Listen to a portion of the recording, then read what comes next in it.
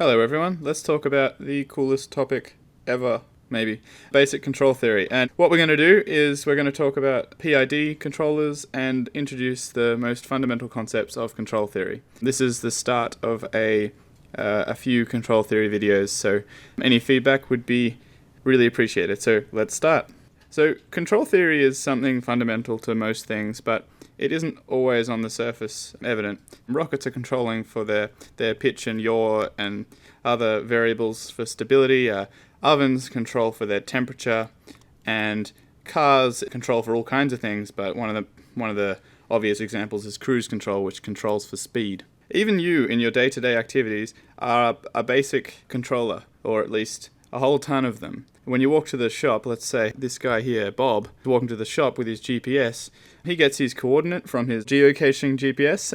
It just gives you a coordinate, and he knows the coordinate of the shop, and he can subtract the two, get the distance, and that distance to the shop is the error, which is basically the fundamental concept of control theory. Control theory is controlling and minimizing error.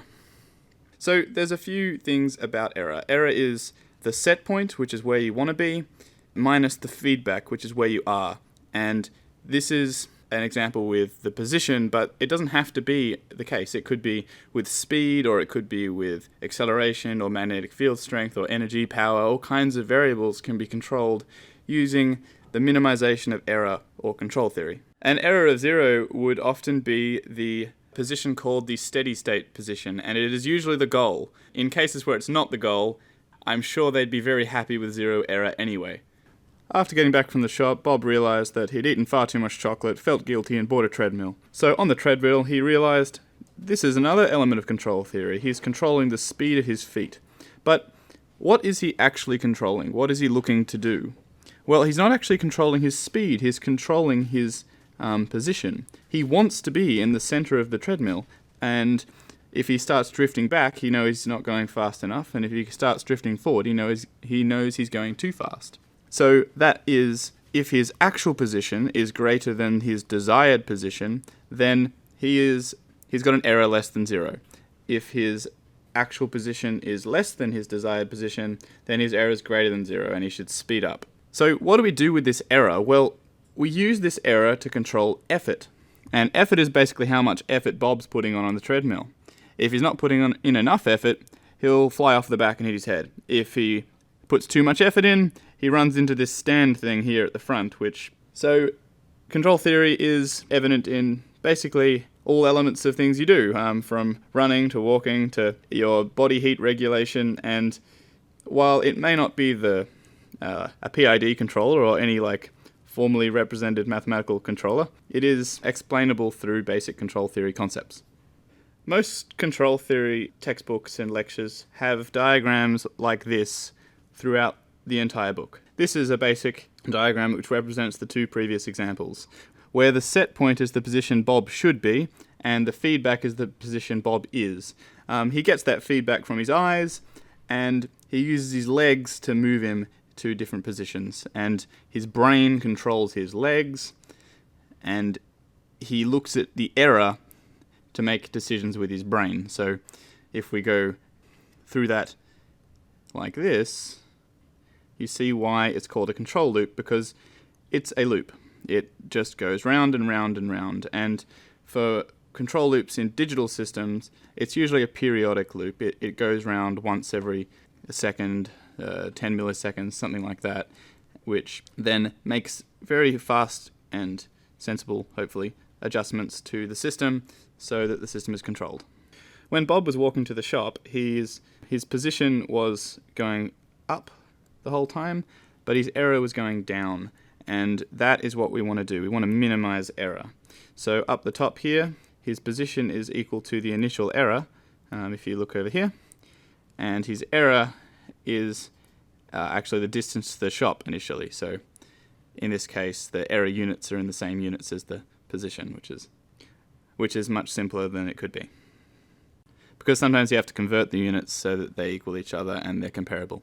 So one of the most common industry controllers is the PID controller. That's the proportional integral derivative controller. And these things are found everywhere, from motherboard fan controllers to heaters to balancing Segway things. They're in all kinds of things, and they're quite a primitive controller, but they're really easy to tune and pretty fast to get up and running, so we're going to talk about that. Okay, so a PID controller can actually be separated into three different controllers: a proportional controller, an integral controller, and a derivative controller. We're going to talk about a proportional controller's behavior. A proportional controller is actually analogous to a mechanical spring, where the default position is when the spring isn't stretched or compressed, and that default position would be the controller's set point. If the the spring was stretched, then the distance between the set point and the default point is the error. This is the error. When the error is negative, the force is negative. The controller outputs a force in this case. When the error is positive, then the force is positive, trying to move it back to its set point. Now you'll notice that there's an equation up this top corner here, and this equation should be quite familiar to many of you. It's the exact same form as Hooke's law, where Hooke's law is F equals K delta X.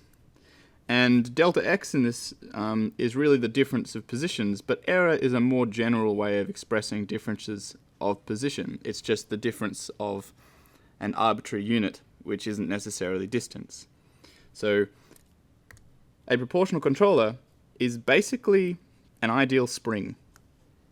An integral controller can be used in lots of things, and it's especially useful when you need to have error eventually go to zero. And these things, there are examples like precision ovens and anything that balances anything. All kinds of things require zero error, because if there is any error, it ends up not performing to spec or ending up halfway across a continent if it was a plane, or it just ends missing its target. So integral controllers are one of the more useful controllers in scenarios where you need zero error. Now, we're going to talk about an oven controller. Ovens aren't usually controlled with integral controllers. They probably should be controlled with a thing called a bang-bang controller, because that is the scenario where bang-bang controllers are basically optimal. But for this scenario, because it's simple, we're going to use an integral-only controller. Bit weird, but whatever. Anyway, so in this example, we're trying to heat up this oven, and we're going to do it manually because it's not a very smart oven. We just have this knob which you can turn, but we've put a thermometer in the oven, and we want to make sure that we're cooking our chicken at nope, apparently I'm cooking it at 10 degrees because that's what my plot says. We're cooking our chicken at 10 degrees. Alright. Anyway, so initially the oven's temperature is 0 because someone put it in a fridge, and that would mean that the error is 10, the set point, minus 0, the actual point. So that's here. Now, if you get the area of this error here, then that is equivalent to the integral up to time 1. So our effort would be k times that integral we just had before.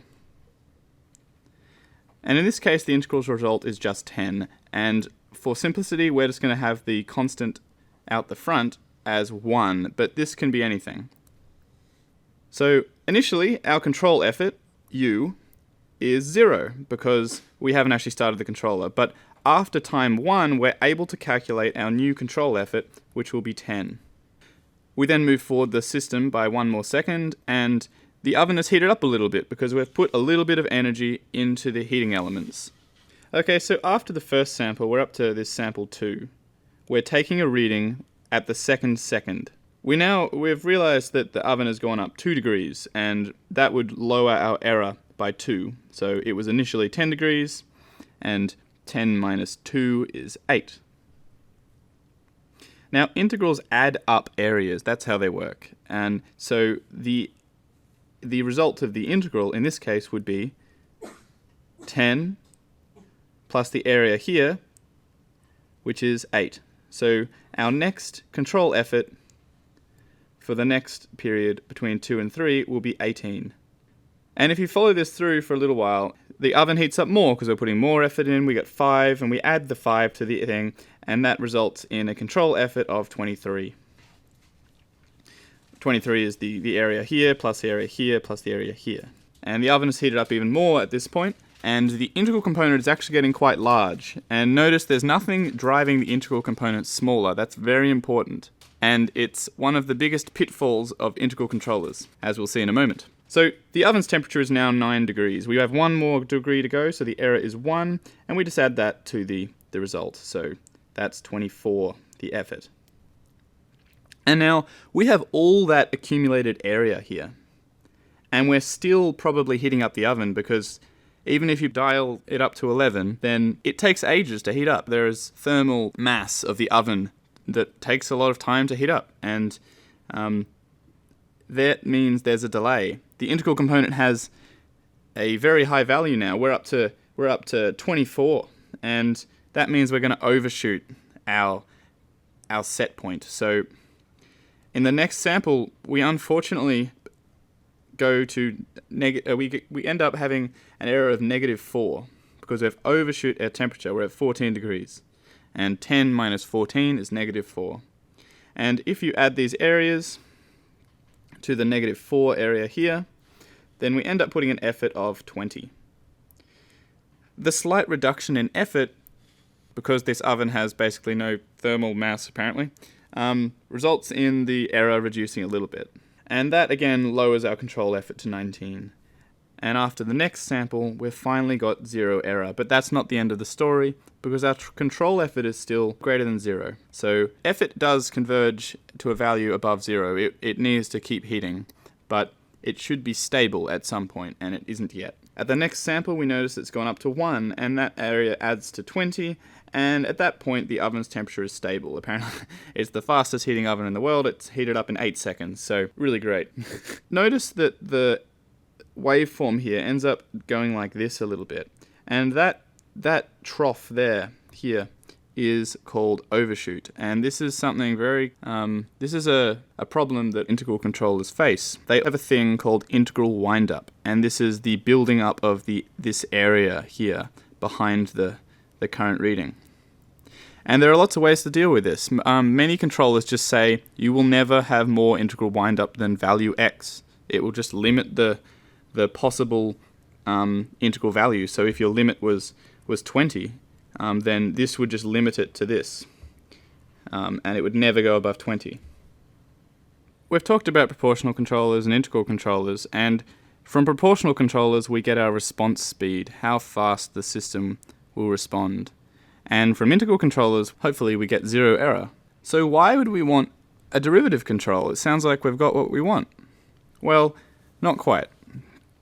In the scenario where you've got a steady state system, it's reached steady state, and we've got this nice solid line, you want to be able to reject disturbances. And what is a disturbance? Well, say someone sneezes in front of a pendulum, and then the error goes like this. With an integral controller, it takes a while for the system to build up any control effort, so the integral controller doesn't really respond well in this scenario at all. With a proportional controller, it does respond, but proportional controllers don't have the response speed before the value ends up getting large. A proportional controller is just the constant times the error. So what do we do? Well, what we can do is take the derivative. That means the rate of change. And what is the rate of change when someone sneezes in front of the pendulum? It's very high. So a very high rate of change, we get this nice opposing, well, it could be, depending on the sign of the constant, we get this nice opposing force that as soon as a disturbance occurs, we can resist it and move back to our set point and allow the integral controller to resume its normal business. Now, there are problems with derivative controllers, really big problems, and these are mainly the limitations of sensors, the discretization, and all kinds of things like that mean that any noise on the line, you end up taking the rate of change of noise, which ends up being, well, pretty damn noisy. So you keep putting control effort in, which is from the noise, and you don't really want to be doing this sort of thing because it ends up causing kind of like instability in the system. It makes the system very noisy and audibly noisy in the case of pendulums, and in the case of cruise control, the vehicle would be like shaking or something. An example of this equation is actually in a damper. A damper is something that absorbs energy and it stops endless oscillations in things. And this is actually the same form. The equation is in the same form as the damper equation. That's the equation that represents this mechanical element. And this is a fundamental element in car suspension. If you just had a spring, you'd be bouncing all over the place. If you add the damper, you can make sure that your car kind of smoothly copes with shock, as it did with disturbances before. The other thing that the derivative controller does is absorb energy. So it does resist change in any scenario, including change which results from control effort. So it has its pitfalls. That can be a pitfall. The derivative component can also help to reduce the settling time of a system. This is improving the settling time. This is because the derivative component it acts against change of error. So if the system has reached its set point, then it's going to resist any change away from that set point. And this includes overshoot. So this is the equation, which might be scary to some, many, that represents a PID controller. The proportional controller added to the integral controller added to the derivative controller. And now this form isn't what you see in control textbooks very often, because the form here is actually easier to work with a process called tuning. Tuning is the process of improving the constants in front of the controllers, the proportional, integral, and derivative controllers, to improve the response of the system. You might want it to respond faster to disturbances. You might want it to reach steady state faster. You might want it to be slower. And this form makes tuning a bit easier because it allows you to use a process called Zeigler-Nichols tuning, which gives you a starting point for the values of these constants. You wouldn't want to rely on just that process, but it does give you a starting point for the constants in front of the components. So let's talk about tuning. So if we have a response that looks like this, what should we do? Well, in this scenario, we don't want it to ring like this. We don't want it to have this period here, T, D. We don't want it to have that. We want it to look like this. We've got our constants from the Zeigler-Nichols tuning process, and we want to improve it. We want to make it closer to our shape. So what do? Well, oscillations like this are caused by the component of the integral and the proportional component. And if the integral component has is a dominant component, then it's very likely that integral windup is causing this overshoot. So let's try to reduce our integral component. Now, it's likely that you end up with something like this. And that might not still be with your response. So you notice that the integral component is no longer significant in the control effort when compared to the proportional component. So now let's reduce the proportional component. Now, that doesn't oscillate anymore, but we do want it to perform a little bit faster. So what do? Well, the integral component now, we can change it and probably we can increase it. We know that our value of the integral component is somewhere between the constant that it was initially and after our tuning. So let's take the average of those two values. Let's call them K1 plus K2. And that will be the new integral constant. And now we probably will get a little bit of overshoot. But now we've got that response time. Now, we haven't really got any derivative component yet, so we now want to start working on that. We're now testing our disturbance rejection. So now we're testing the response to disturbances. So we start bumping it, and we notice that in the normal case, it decays really slowly. We want it to behave like that first curve. So we increase the derivative component so that it's still relatively insignificant in the initial curve, but when there's huge rates of change like this, it has significance. It is more significant than the proportional component. So we increase the value, maybe by a few percent, 10% or something, and then we see how that response ends up. And you'd probably end up with something like that. So you do it again, and now you notice that you end up with the response you want as you slowly, iteratively improve the coefficients. Now, each time you change one of these variables, the response, you're probably kind of wrecking your tuning for the other variables, so you have to retune those as well. And this process is an iterative process. You slowly improve it, and there's actually an absolute ton of methods of doing this. There's probably thousands of them.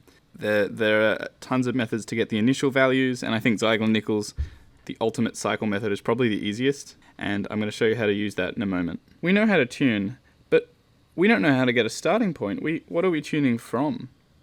Well, the way to get a starting point is to do the following. In most systems, many systems, it's acceptable to test the unit a fair bit before you end up having to use it. So what we do in this process is we have the unit with just a proportional controller. We have, let's say, the oven. We have the oven with just that proportional controller. So we have this oven, and we've got a digital controller sensing the temperature and adjusting the oven accordingly. So what do we want to do? Well, if we make the proportional component too large, then we end up with a system that does this.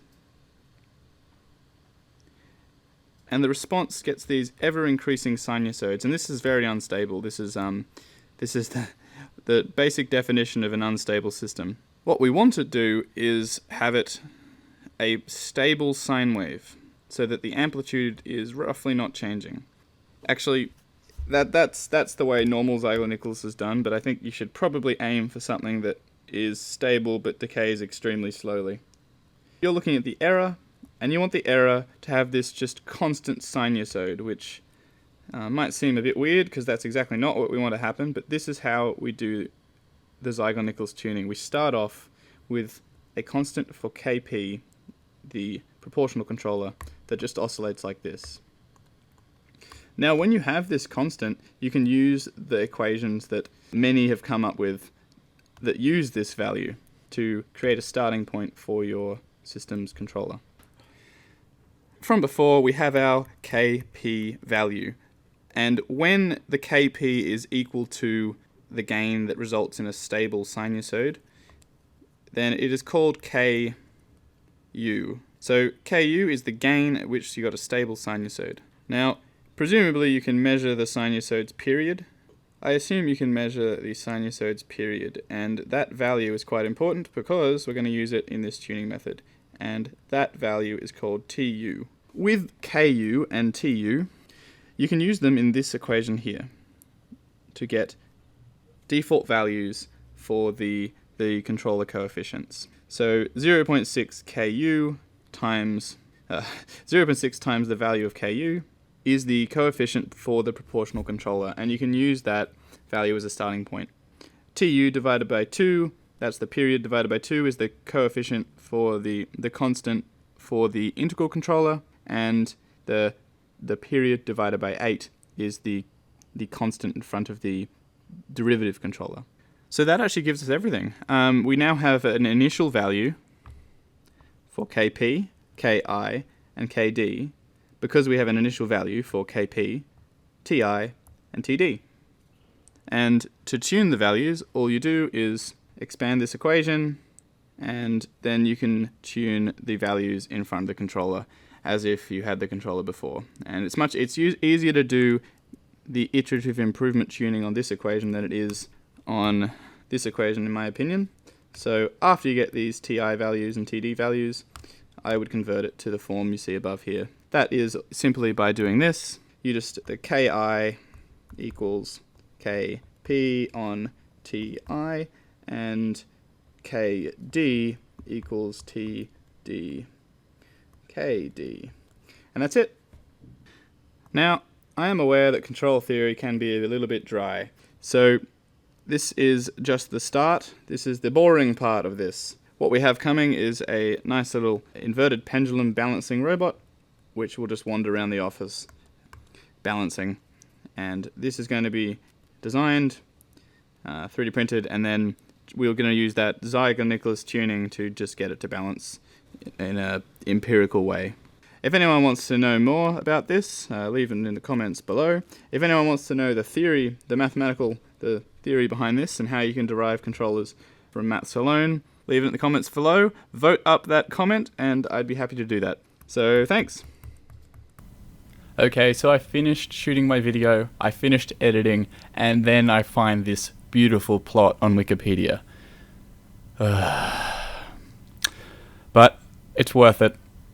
This plot shows the effect of a step response on a system and the effect of changing the PID constants in front of the components. So the first thing they tune here is the proportional component, and then the integral component, then the derivative component.